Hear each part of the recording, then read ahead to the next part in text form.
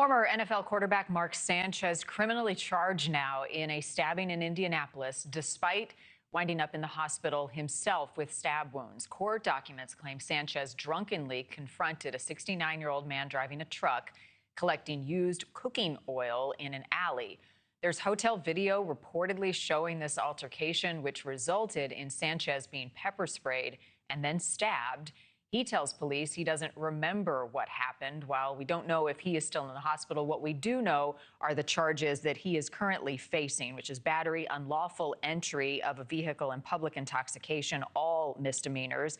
His initial court hearing is set for tomorrow morning. Longtime fans say they are stunned by what has happened. I was stunned. I really couldn't believe, especially here, why would you get in trouble like that here? We've seen him, for over the years while he played and while he was, on air. I imagine that might be over now. The family of the 69-year-old man, the truck driver, telling the New York Post Sunday he is okay, only identifying him with his initials PT.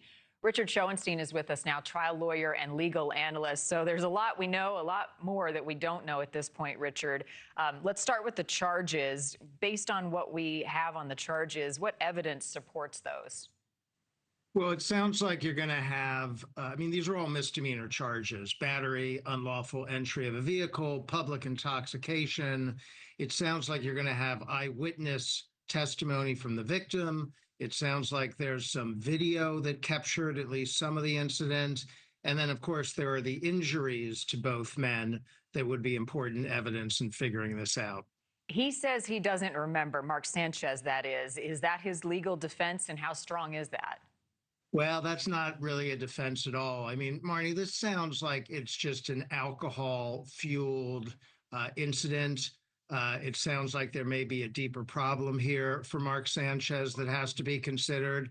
But if he doesn't remember the facts and there's another witness, the victim, who does, he's going to have a real problem contradicting the victim's story in court. Legally, what are the next steps here? I think he'll be formally arraigned and charged. He may have some negotiation. This is the type of thing that I would think would lead to a negotiated outcome. If he doesn't remember, if he doesn't have a real defense, they're only bringing misdemeanor charges, so it probably wouldn't involve any jail time. There may be some necessity here for a drug and alcohol program. That could be part of the package. I think there's a pretty good chance this will be negotiated so there's some kind of outcome. I wouldn't be surprised if there's also a component where the victim has to be compensated, and I think Mark Sanchez probably has the means to do that. If you're advising him, if he's your client, what would you tell him in terms of what he says right now as this case plays its way forward, and how this might impact his career?